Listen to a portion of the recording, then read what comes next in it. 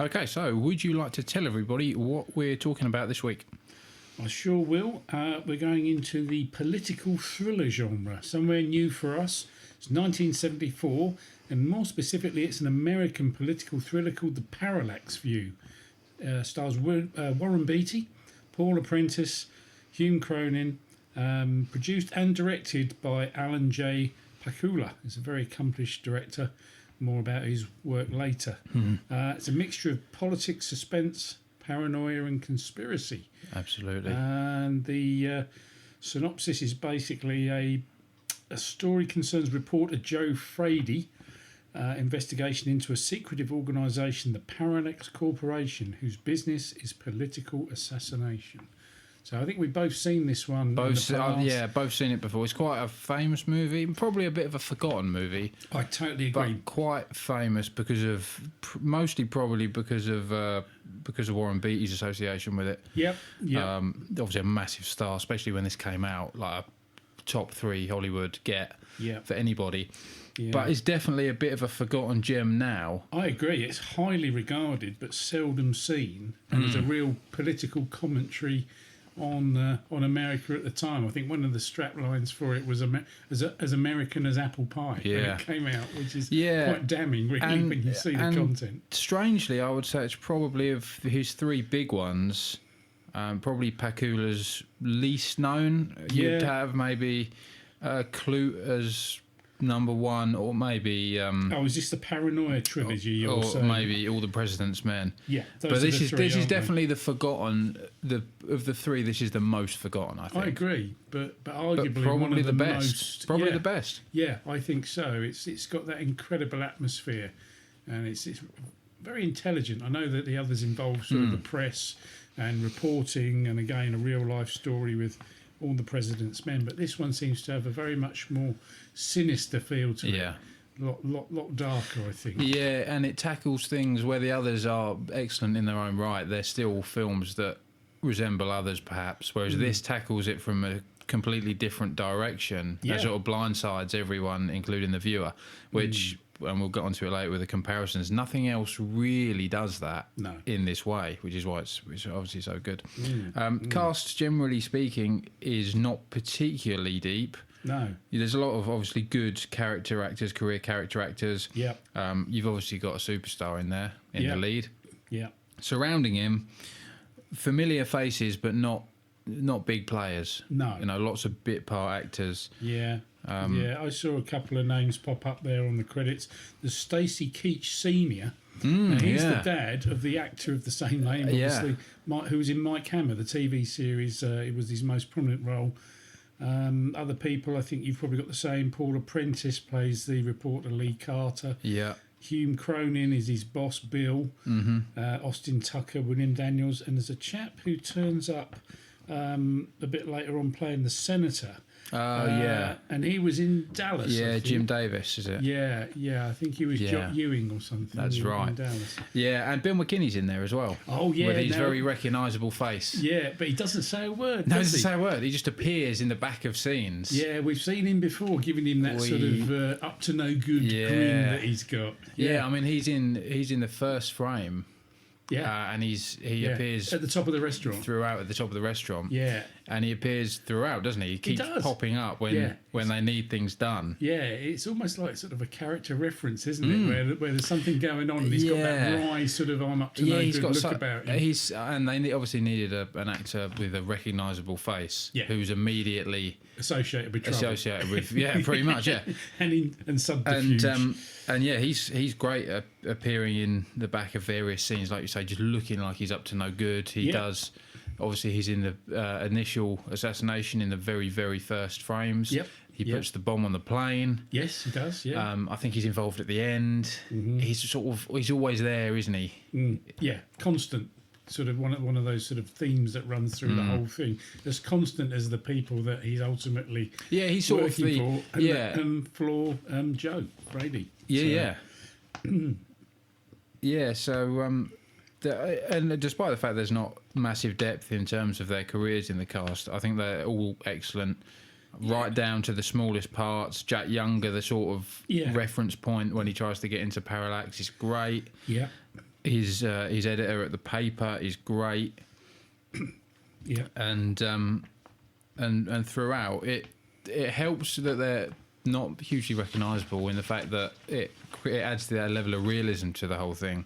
Yeah, I agree because they're almost like real people, believable people. It's almost it's almost pseudo documentary, isn't it? Fly on the wall kind of. Yeah, I think one of the most memorable few moments is Paul Apprentice's heartbreaking, sort of terrified reporter. I mean, there's a great portrayal of genuine fear and paranoia there, and then there's a brilliant jump cut to her in the mortuary. Yeah. And then Joe steps into shot again. Brilliant direction, brilliant cinematography. He's looking as convinced as he was not convinced by 10 seconds later. Yeah. So all of a sudden it's like, you're just going crazy. And then it's to be this fair, is real. You know? On a second viewing, the her little piece at the start where she sort of says, "Oh, they've killed everyone," and he lists off the perfectly natural reasons they've died, and then you totally think, dismisses actually, it, doesn't he? Yeah. Actually, now when on a revisit, it's a clever sort of Easter egg for the. It's a film that definitely benefits from a rewatch as well. Oh, it really without does. a shadow of a doubt. Yeah, because it's There's all so much to pick up. Yeah, and if you miss it the first time, you're getting little leads in, like you say, Easter eggs and feed lines, and you're thinking, actually, if I thought about that a little bit, so that's why that makes sense in the second viewing. Yeah, and in fact, I think the overwhelming message that I've got after watching it, I mean, I must have seen this quite a few times now, is I now firmly believe that Parallax Corporation were onto him from the start. Yeah, I think so. And before, you kind of go along with it, and it's like, oh no, he's going to get killed at the end because he's in the wrong place at the wrong time. Yeah. But the more you watch it, the more you realise that it is a really deep, organised, unbeatable conspiracy. And that is the most fascinating thing about the film. And again, it's a rewatch benefits this is you're seeing the setup. You're seeing someone set up in real time from their position. Yeah. So the whole time you think, as the viewer with Warren Beatty, you're ahead of them, and the reality is they're just laying the crumbs for him to be the full man right at the end. Yeah, and I like that because the way they filmed it as well, it's bookended by the very start is they're having the board of inquiry. They almost use the same words. And the final words of the board of inquiry are that there is no conspiracy. Yeah, that's there will be no questions. That's it. And then they finish the film with the same, as if to show the continuation. That's true. Undeniable power of that organisation cannot be challenged. Yeah, that's it. Yeah, that I forgot about the. I forgot it opens with the scene after the shooting as well. It's an identical shot. It's an identical shot with a different person being killed. Yeah. I think haven't listened to it, and they might even use. I think they probably use the same words. Substitute Joe Frady for the first name. Yeah. Yeah, no, it's intelligent in that way, and it's a really well put together movie. It looks fantastic. The shots. Well, that's something I'm going to get to later. The cinematography is astonishing. Really, really good stuff. And the direction is, it's flawless, really. The way it's put together, it just... And it's not particularly long. It's an hour and 42, which is fairly quick. Longer, though, but it zips by. Yeah, it does. So quickly. For a conspiracy movie, there's no flesh to trim, no padding. He just gets out there, goes to the dam, checks it out, gets into trouble. And the what it does really well, which films don't do anymore, is it leaves lots of room for the viewer to think about what they're watching. Yeah. Right? It's very vague. You've got to join the dots yourself. It's not, and increasingly you see films almost give a described audio. Yeah. Yeah. Whereas this is the opposite end of the spectrum. That script is so thin, and it's all interaction, and you've got to join the dots. Yeah. Yeah, interestingly, on the script front, it's based on a 1970 novel by Lawrence Singer. The screenplay is by a chap called David Giler. Now he's a TV man. And he did Man from U.N.C.L.E. Wrote a lot of that. Okay, he produced a company called Brandywine Productions, and I thought, what's Brandywine? Why do I know that name? And they're actually responsible for writing the script for the legendary sci-fi horror Alien 2. Oh, really? And a co-writer on Alien 3. So interesting. And there's a good film you probably know that they were involved in as well. It's called Southern Comfort, and that's about a Louisiana National Guard. Yeah. Keith Carradine, I think, stars in that. And that's another forgotten gem. That is a forgotten gem. It's one that that increasingly they come to the fore with a lot of boutique Blu-ray releases. Yeah. People are rediscovering them. Yeah. But yeah, that's absolutely a forgotten gem, a bit like this. Yeah, yeah. So the writing's there. Co-writer was a chap called Lorenzo Semple Jr., and he's Batman, 3 Days of the Condor, and The Drowning Pool, Paul Newman, 75. Yeah, so he's got a little bit of a... There's a bit of pedigree there. Yeah, good But then pedigree. if you combine that with the genius of Pakula's directing and then the amazing cinematography of the movie. I mean, the guy who did that, what's his name? Willis, is it? I can't remember. Gordon Willis. That's right. Amazing. In fact, his low light stuff is legendary. Yeah, and the shots in and around the buildings as well. When he's at Parallax Corp at the end. Yeah. It's all bleak, isn't it? Yeah, and the airport. I mean, it's all staged so well. It is. And it's, again, for a conspiracy movie that is very much plot driven. Yeah, it's gorgeous to look at. But that's the magic of it. There's this what elevates it, I think. Yeah, the lighting. I think this guy Gordon Willis, he was known in the industry as the Prince of Darkness because of his distinct lighting technique using shadows.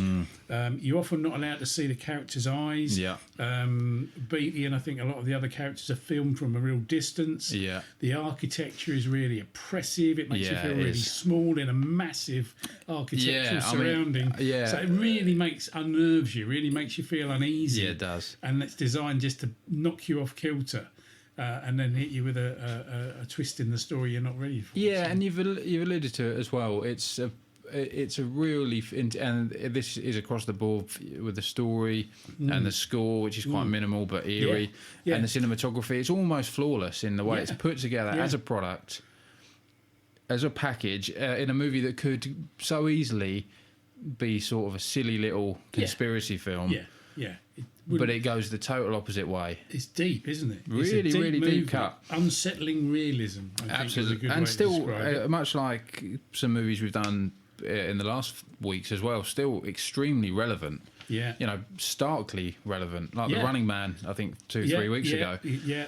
It's aged incredibly well. It does. It's almost ageless, I suppose, because there's always going to be that human nature of, exactly. It turns the American dream into American nightmare, doesn't it? Really? That's exactly what it does. Yeah, and he's just headlessly burrowing deeper and deeper into his own grave. Yeah, he is headlong. He can't help himself. He can't.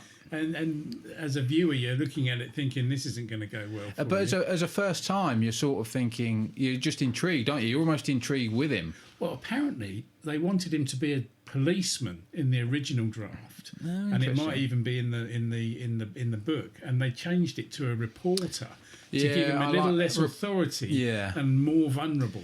I like reporter. I think it works better. Yeah, he's more off the leash, isn't he? When he's going into people's houses and poking around, and nobody likes him. The fight scene, you know. Yeah, I mean, he's a head of police. The guy's talking straight in the punch. That's a great scene. Yeah, and the scene, I love the scene again. It's a great piece of cinematography. Is when he is back in the sheriff's house. Yes, and the guy comes in and answers the phone, and it's almost like that split diopter shot. Yeah, with Beatty in the fire room going through the drawer, unaware, and the phone goes, and he realises the other police officer's in the house, and it's a gorgeous piece of.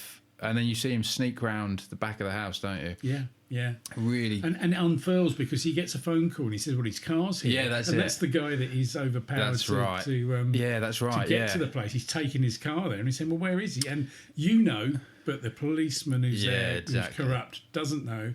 And Beatty gets it, and then he sneaks off, doesn't he? And has the car chase and escapes the town. Yeah. But that's the point where the ball really starts rolling with the conspiracy, because they go down to the dam and they hear the alarms. That's really imposing, isn't it? And then it flips. Yeah. And all of a sudden, he's pointing a gun at him. And then it's all kicking off, isn't it? Yeah, and then it really accelerates from there. It really does. It really does. Interestingly, you mentioned the score, which is a bit minimal, but it's the same guy who did The Conversation. Okay, and again, interesting. That's sort of like squeaky, sort of like it's quite a nice minimal sort of comparison. Techno, sort of it doesn't dictate the the film, but it does. But it's important. Yeah, it's a bit of a narrative with it as well, isn't it? It carries it along. The best bit of scoring in the film is the eerie, empty auditorium at the end where they play all of the various sort of marching anthems. Yes, as they flip the cards. Yes, but it echoes, and you can still hear the people sort of moving around. Yeah, and the buggy's still moving. And the buggy's along. still moving, So hitting the tables. Really, again, a massive auditorium expanse. Yeah. Tiny little. It's all filmed so far away as well. So all the that's true. the guy gets shot and everything. And it's the huge scope of it all, isn't it? Yeah, the enormity of the thing you're up against. Is too great. And we haven't talked about it, and we'll have to come back to that later. Is the montage, which always struck me as a really weird thing in the film. That's something I'd totally forgotten about until I saw it again. The sort of it's reminiscent of the Clockwork Orange montage. Oh yeah, the aversion therapy, the brainwashing. You're absolutely right. It's the same kind of thing, isn't it? Yeah, no, it's very unusual that, and I made a few notes about that because it's always struck me as. They introduce it and you think, what's this? And again, there's this little tiny character in a chair in the dark, one spotlight on. And then the images are so far-reaching, and it is a lot of American sort of, Nixon, Pope, Adolf Hitler, Lee Harvey Oswald. And they use the moment that Oswald is shot. Yeah, that's right. All the way round. Marvel Comics, Thor's in there. Yeah. What else is there? There's the interesting use of the cards. It's love, mother, father, home, enemy, happiness, and me. Yeah, that's right. And it sort of captures a confusion of sort of post-Kennedy America. Yeah, it does. It starts with what you would consider as an outside of the American dream, right? The white picket fence, the happy family, the suburban America. Yeah. And then it obviously flips the cards, same slides, but it flips the cards to sort of reveal the underbelly. More and more, it's like a decay of values, isn't it? It is. It kind of erodes the dream as it goes forward, and you're thinking, I can see what I reckon they must have consulted some psychologists because if you look at the credits at the end, there's a huge block. Relating to the parallax test, they call it the parallax test or something, don't they? Which is obviously that's technically part of it, I suppose. So it's a bit like the old psychopath test, I suppose. And things like that. That's basically what it is, isn't it? Yeah, and there is documented evidence to say that there was this going on. People were having psychological elements explored by the military, and CIA, and people like that, just to explore the possibilities of what they could get people to do. Yeah, absolutely. I'm sure when we come to some of the comparisons later on, there's at least one that I can think of that you've probably got as well, which has got a mind control element or programming or reconditioning for no good. Yeah. So it does seem to be an alarmingly popular theme. Yeah, that's a very of the time thing, right? That was the big. But that's such a weird montage. It's such a weird, and it's very long, like almost too long. Because I was watching it, I was getting more and more uneasy. Thinking, this needs to end now. Yeah, and then they're chucking a few really dodgy images in. And you're thinking, what are you trying? Imagine seeing that in a cinema when this came out. Absolutely, yeah. You'd think you're on some sort of government program to get indoctrinated to go and assassinate someone. Perhaps the whole movie is. Yeah, maybe it is. It's not been issued. It's just got out of produced hand by the Parallax Corporation. Someone released it by accident. That's right. Yeah, someone left it on the tube. We found his bag, sir. It is very like that. What did you think the Beatty in the whole thing? Because he's so relaxed, isn't he? And it's low key. He's good. He had a great career anyway. But for someone that was as much of a star as he was, he did a remarkably small amount of movies. Yeah. When you look at his contemporaries, he sort of didn't do loads of big stuff. But he was he's so good in it. He's a good-looking American guy at the time, isn't he? Yeah, he is. Bonnie and Clyde and things like that. Bonnie and Clyde, and he plays characters that perhaps can be identified with, or I don't know. I think he likes complex characters. He's certainly, and he's good at them. But it's just a shame we didn't get more. But it's good the way he plays a complex character is. He only just skims the surface. Yeah. It's like you've got to almost make your own mind up about how deep this guy is. Yeah, he's probably, you don't hear him mentioned, unless you're talking to people that really know and like their movies. Yeah. Everyone knows who Steve McQueen and Paul Newman are, and Robert Redford. Yeah. That wouldn't necessarily, people probably wouldn't realise how big of a star and the powerhouse Warren Beatty was. Yeah, you're right. Because he was probably up there in, like I say, in the top 3 of, if you were drawing up a blockbuster of the time, he is top of your list. And in terms of sort of Hollywood glitterati, good-looking leading men, he's everybody's heartthrob at the time. Absolutely, isn't he? You know, I mean, interestingly, in the movie, the one person who really gets him is his boss, Bill. That's where Bill McKinney appears again, isn't it? When he brings him his lunch, and he sort of says, you're new. He's out of camera, and you see his hands, and then they flash to Bill McKinney, and you think, oh no, don't eat it, you know. And yet, what I like about that character is it's the classic sort of example of the reporter who never gets his story in on time. He's unreliable. He's spending too much money. But he likes him because he sees something of himself 30 years ago. Yeah, the reluctant boss. Yeah, it's a bit like All the President's Men. Yeah, Jason Robards. Exactly. Where he's cutting him some slack, but he's saying, I'm not going to give you too much. That's exactly it. I'm still your boss. Yeah. And you're going to get me in trouble. In fact, you have got me in trouble. Big time in this case. I'm prepared. Coming back from that. But so I like that. I like that relationship. It was kind of like old meets new, wasn't it? It was old school. Yeah, that's true. Gumshoe reporting with the hat on.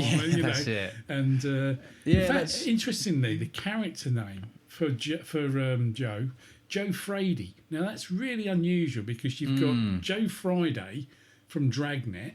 Which is one reference to like a sort of a crime investigation thing. I don't know if it's the original name of the character from the book, but then you got Frady, and I was thinking, where's Frady come from? And I was rummaging through various references, and they reckon it's a reference potentially to Frady Cat, i.e. to make him a little bit more vulnerable. Interesting. So you've got Joe Friday, Joe Frady. Yeah. And it's supposed to, I think, because it's such an unusual name. It is an unusual name. Mind you, he goes by many names in this. Very true, yeah. But it is. Yeah, it's an interesting point. And it's definitely the sort of thing that they would have thought about on this film. Yeah. Without a shadow. There's no stone left unturned in the production of this.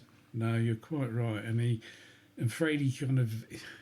He's quite imaginative with his idea of what's going on in the background. He's quite upfront with his boss about what he thinks it is. Yeah. And it's like, well, that's impossible. That's ridiculous. You know, you can't be serious. It can't be that deep. It can't be that big. But he's actually destroyed by a worse truth than anything you imagine. Really. Yeah, he is. You know. Yeah, that's it, and even to the point where you sort of think he might be getting somewhere. And it's with the lunch eating scene or the dinner eating scene, the sandwich. Yeah. And he takes the recording and he locks it in his drawer, and when it flashes forward to him. Who's had his embolism, and we've already been told about the embolism pill, obviously. Yeah, they do that, don't they? It's the bit like... They really lay the foundations early, and then it obviously cuts to him, and the guy opens his drawer and says, oh, he didn't, it must be a trusting guy. Didn't even lock his drawer, and it shows you the envelope of money with a missing tape, which has obviously been destroyed. So it's all the gaps that you don't realise as a policeman, not understanding that Parallax exists. Exactly that. Yeah. And the cinematography and direction and editing is so good because it's like when the lady reporter dies earlier that we mentioned, when the cutting, she's there and she's fine, she's alive, and then there's a pause, and then you cut to an empty room, and then you cut to her, and then you cut to Joe Friday stepping out of the shadows. And it kind of just brings you down. Yeah, it does. And that the fast cuts like that, and obviously we see it with the newspaper man, but with her, sometimes less is more, right? We don't need to see someone go round and slip her a pill or something. But that's the magic of it.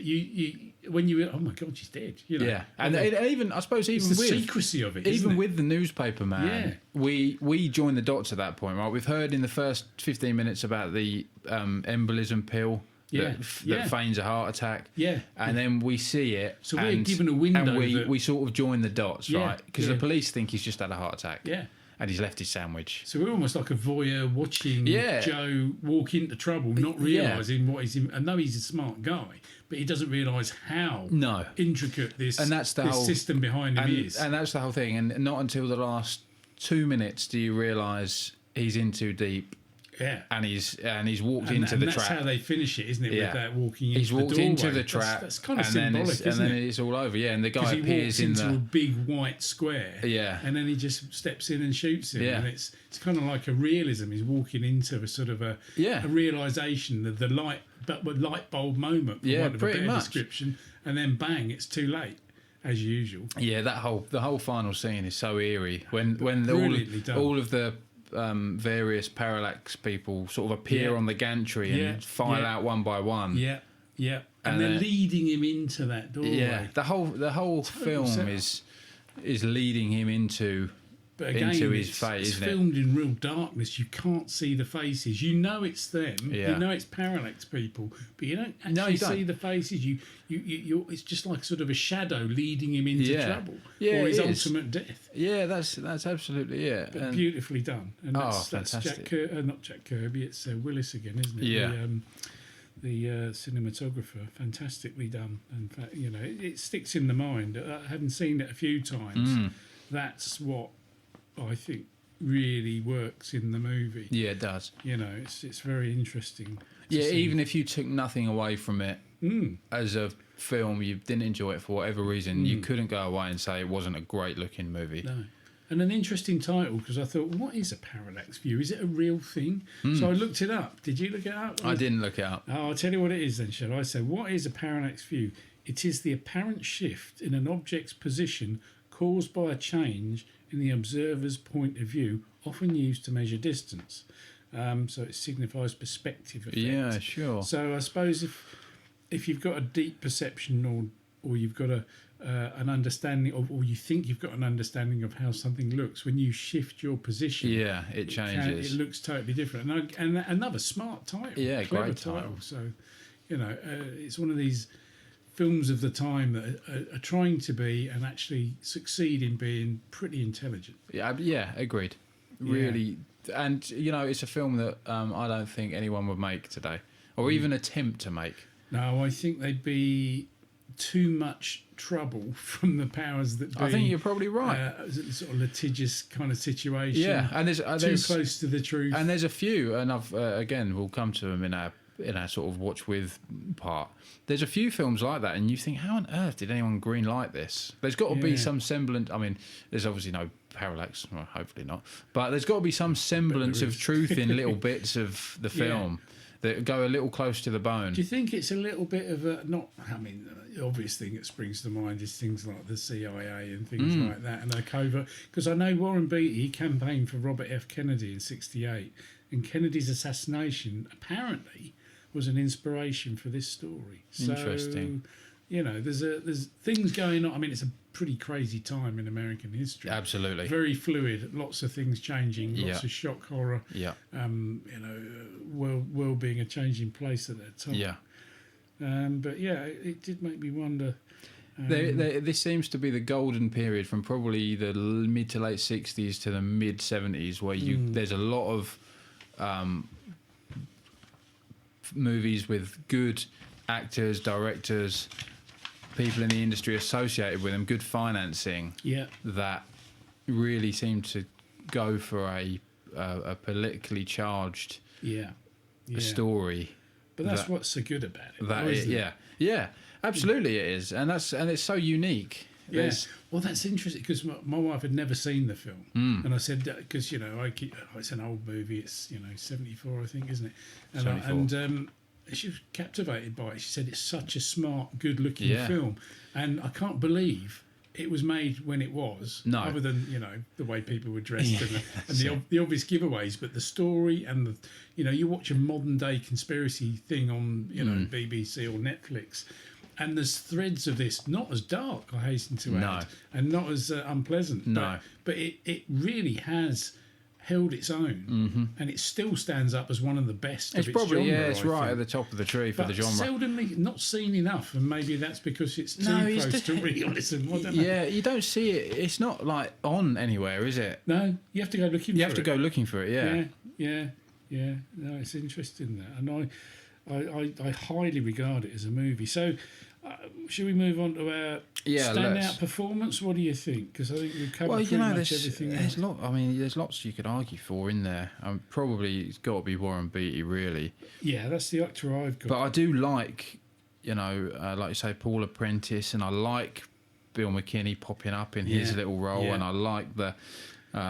His boss is good. His boss, and I even like I say, Jack Younger. Yeah, when he turns up, he very much looks the part. He's sort of the agent for the people they're trying to recruit, and he's very sort of soft and subtle.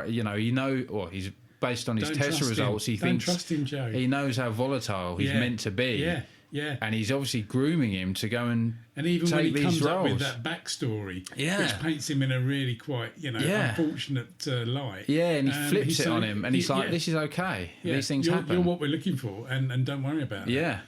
Yeah. Well, I'd put Beatty, but I'll tell you, I'm going to make it a bit of a deviation from our usual. I'm not going to say. I'm going to say that standout performance, and why I keep going back to this movie, and every time I watch it, I think to myself, what is it that I like about this movie?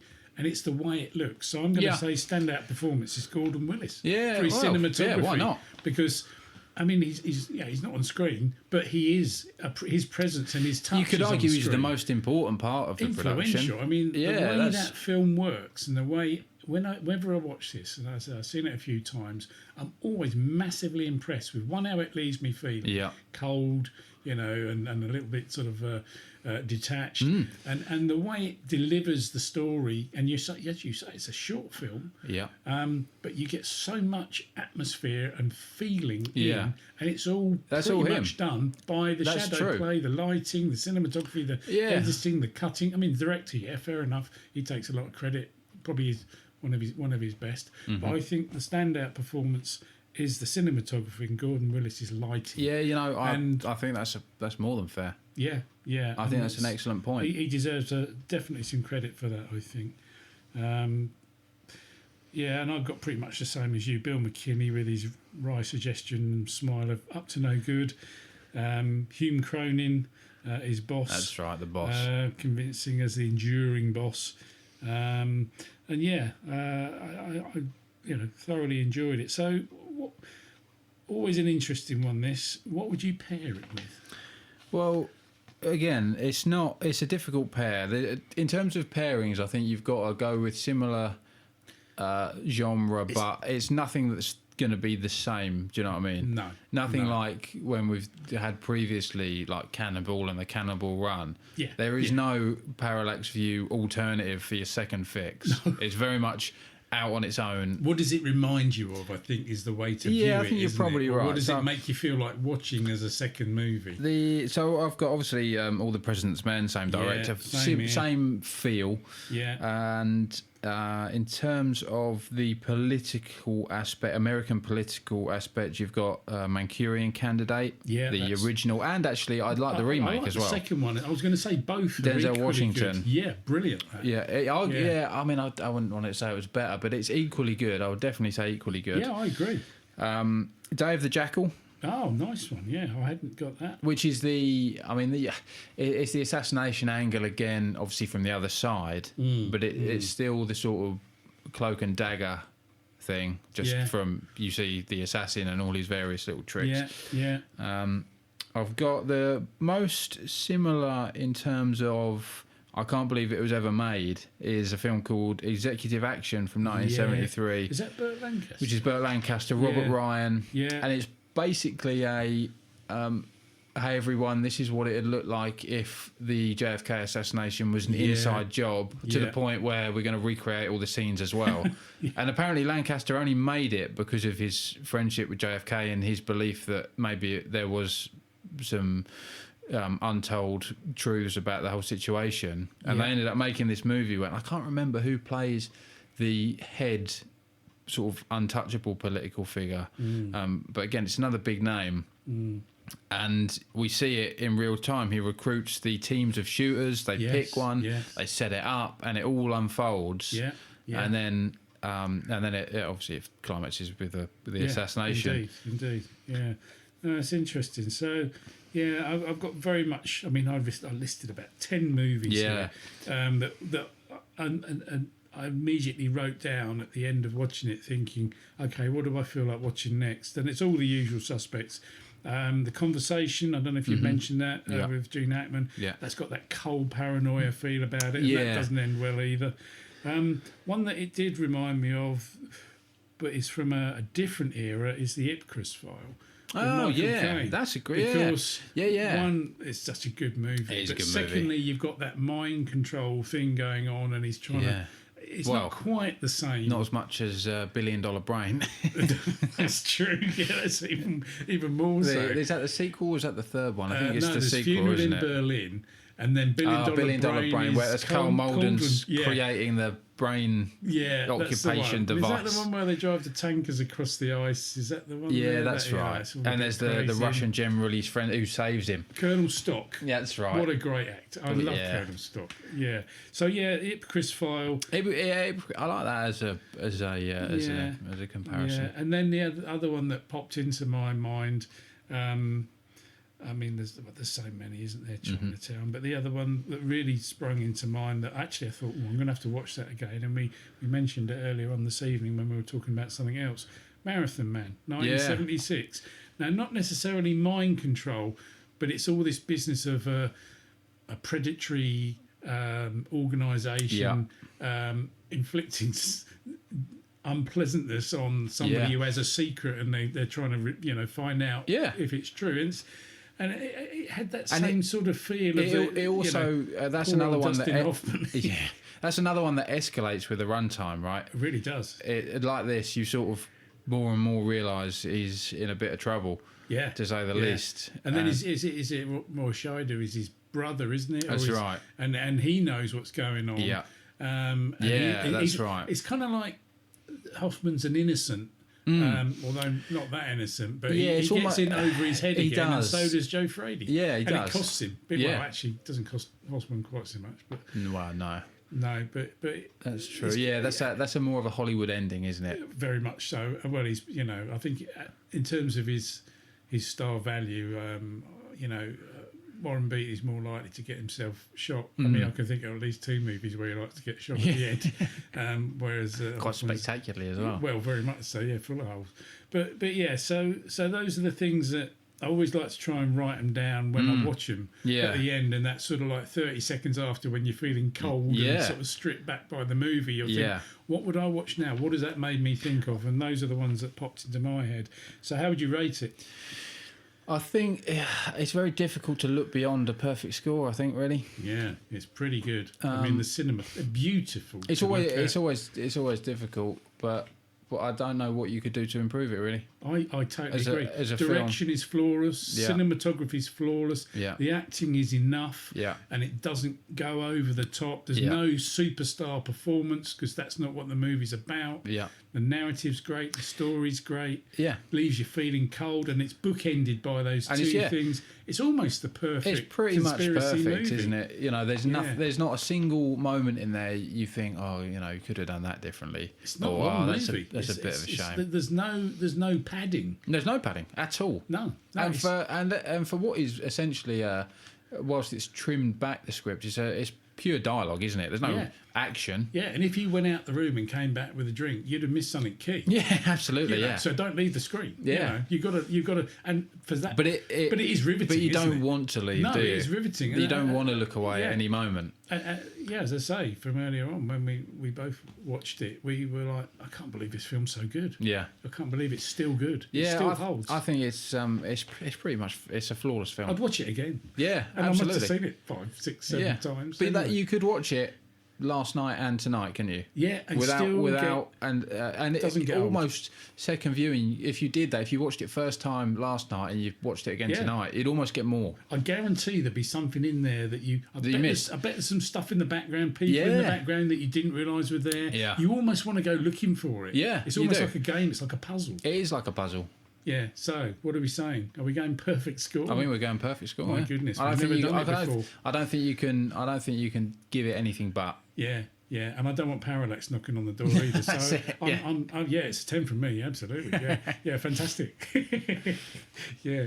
Well, there we go. absolutely. First perfect score.